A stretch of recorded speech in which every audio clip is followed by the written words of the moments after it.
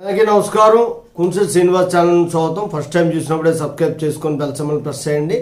ఈరోజు సుప్రీంకోర్టు ఒక సంచలన నిర్ణయం తీసుకుంది. ఏంటి ఆ నిర్ణయం అంటే, చారిత్రాత్మకమైన 75 సంవత్సరాల్లో ఎప్పుడూ లేదు.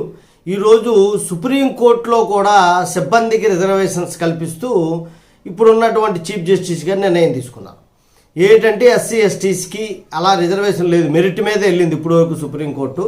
ఇప్పుడు ఏంటంటే రిజర్వేషన్స్ అనేవి ఈయన వచ్చాక మొదలుపెట్టాడు. జూన్ 25 నుండి అమల్లోకి వస్తాయి. నెలగా రిజర్వేషన్స్, అలాగే ప్రమోషన్లో కూడా రిజర్వేషన్స్ ఇస్తూ వాళ్ళు నిర్ణయం తీసుకొని చెప్పారు. Registrar, senior personal assistant, assistant librarian, junior court assistant, chamber attendant తదితర పోస్టులన్నిటికీ కూడా రిజర్వేషన్స్ అనేవి వర్తిస్తాయని చెప్పారు. హైకోర్టుల్లో వర్తిస్తున్నాయి కదా రిజర్వేషన్స్, సుప్రీంకోర్టులో వర్తిస్తాయేటి, ఎస్సీసీకి 15%, ఎస్టీలకి 7.5% అని చెప్పేసి చెప్పడం అనేది జరిగింది.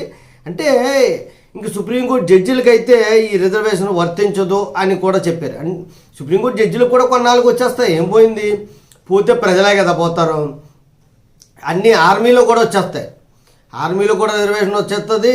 ఏదో మనం కథలు చెప్పుకుంటాం, సత్యనారాయణ గుడ్డివాడు కుంటివాడు ఇలాగని చెప్పి, అది అంటే తప్పుగా చెప్పడం కాదు, కానీ ఇంకా ఆర్మీలో కూడా గుడ్డోడికి ఇస్తే తప్పేంటి, సొట్టవాడికి ఇస్తే ఆర్మీలో తప్పేంటి, వాళ్ళు కూడా మనుషులే కదా. ఇప్పుడు కుక్కల గురించి ఎలాగంటున్నారు, కుక్కలు ఖర్చెత్తే ఏం పోయింది, అవి కూడా జీవరాశులే కదా అని చెప్పేసి. ఆడు కారులో వెళ్ళి కూడేమో ఇక్కడ కుక్క ప్రేమికుడు, ఎందుకంటే ఆడి కారులో కదా వెళ్తాడు, ఆడికి కుక్క కరదం.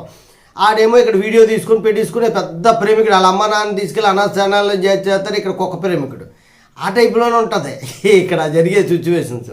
రిజర్వేషన్స్ అయితే చీఫ్ జస్టిస్కి ఏం పోయింది, ఆయనకి ఏం అన్యాయం జరగదు, కింద స్థాయి ప్రజలకే కదా పోతే. ఏ తీర్పు ఇచ్చినా సరే వాళ్ళే ఇబ్బంది పడతారు, ఏ ఇబ్బందులైనా వాళ్ళే పోతారు. అలాంటి ఆలోచనలే తప్ప స్వచ్ఛమైన ఆలోచనలు అనేటువంటిది ప్రభుత్వాలకి లేవు, అధికారులకి లేవు. ఆయన మాట్లాడితే మళ్ళీ అదో తప్పు, ఎందుకంటే ఈ పెద్ద వాళ్ళందరూ పెద్ద గొప్ప వాళ్ళకి వాళ్ళ కాలే ఫీల్ అయిపోతూ ఉంటారు. ఆయన నిర్ణయం తీసేసుకున్నాడు, ఇంకెలా ఉంటుంది అన్నది మన కర్మ. జై హింద్, భారత మాతాకి జై.